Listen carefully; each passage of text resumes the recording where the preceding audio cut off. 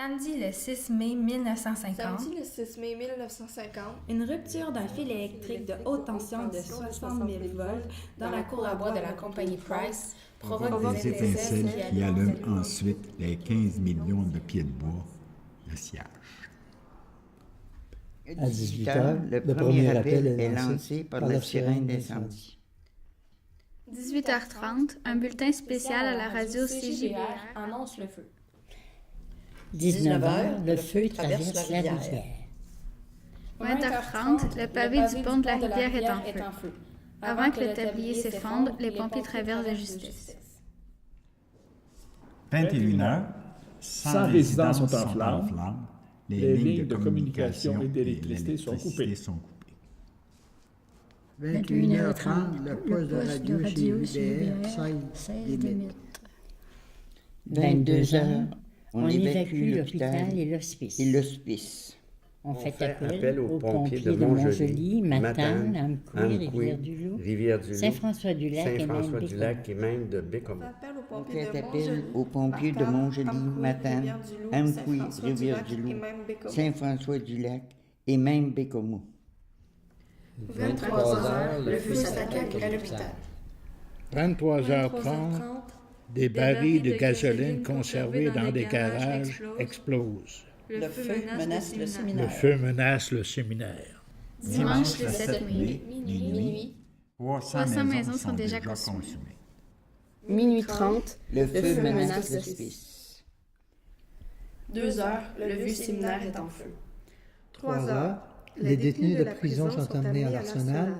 Les pompiers se retirent vers le bureau de poste pour le protéger des flammes.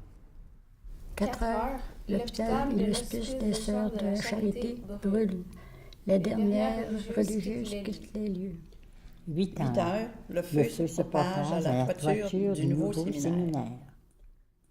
15 heures, l'incendie est sous contrôle.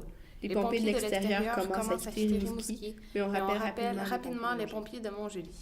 16 heures, la Croix-Rouge a installé son quartier général à l'hôtel Saint-Louis pour organiser les opérations de secours. 16h30, le palais de justice, l'hôpital et la nouvelle partie des séminaires brûlent encore. À 19h, un premier camion en provenance du Québec apporte du matériel de secours. 1000 couvertures de laine et le matériel nécessaire à l'installation d'un dortoir et d'une cuisine. 21h, les premiers repas aux sinistrés sont servis. Le feu, ça a été dans la nuit quand ça a été le rouge. Hein? Et sur le matin, quand les maisons ont cessé de brûler, presque, là, c'est le gris, hein, la cendre. C'est un spectacle épouvantable.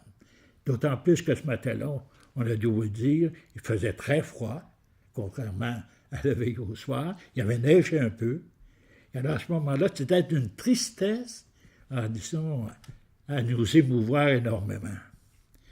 Et ensuite, il y a le bruit. C'est un bruit qu'on peut appeler menaçant tellement. Il y a non seulement le crépitement, mais il y a cette vague de bruit qui s'en vient. Les éléments étaient déchaînés, si vous voulez. Tout le monde s'inquiétait de savoir ça allait sauter. Les flammes, les brindilles de feu, ça tombait partout. Tu sais? C'était réellement sinistre. Il ventait fort puis il faisait chaud. Aïe, madame. Je vous dis, les planches partaient en feu, là, ça s'en allait dans... ça allait mettre le feu ça tombait d'un cours, là, puis...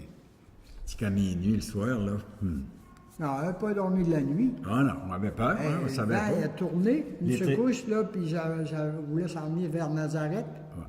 Là, l'électricité a manqué, puis c'était pas beau, c'était pas beau. Le ciel était embrasé, là. C'était, je vous dis, mais je dirais comme les gens de Bonaventure, j'étais longtemps là, c'était épeurable. Tu te rappelles des tisons, des tapons, j'appelais des tapons de feu là, qui arrivaient, là, puis c'était près des vitres, là. Alors moi, j'ai dit, on avait peur à part de ça. Mon Dieu Seigneur. On était sûrs. Les vitres étaient tellement chaudes qu'on ne pouvait pas se tenir les mains dans les choses. Non. On regardait dans les fenêtres, puis on ne voyait rien, c'était juste du feu. Oui, juste du feu. C'était rouge, rouge, rouge, partout, partout, partout, partout. On était figés. Souvenez-vous, Vierge Marie, à même pleine de bonté, c'est une fausse éblouie, enfin sur vous l'on peut compter. Nous on est descendus dans une grande salle au 3e. Puis là, on priait, à genoux sur le bois, là, puis les bras en croix, puis on priait. On priait des heures et des heures de temps. Puis, des fois, on arrêtait 2-3 minutes pour prendre un verre d'eau, puis on recommençait. Puis, il y en a qui pleuraient, il y en a qui... On n'avait pas. Puis de temps en temps, il y en a quelques-unes qui venaient nous parler du feu, qu'est-ce qui se passait, là, qui s'était rendu à telle de la place. Mais on a prié toute la nuit. On ne s'est pas couché de la nuit. Salut Marie, comblée de grâce, le Seigneur est avec toi. Tu es bénie entre les femmes, et Jésus, ton enfant, est béni. Sainte Marie, Mère de Dieu, priez pour nous pécheurs, maintenant et à l'heure de notre mort. Amen. On se confie au Seigneur de ça là. On sort le chapelet pour les graines, puis de temps en temps, on court ici, puis on court là, puis on voit... on est paniqué. On fait des choses qu'on ne devrait pas faire, puis on se demande pourquoi on les a faites.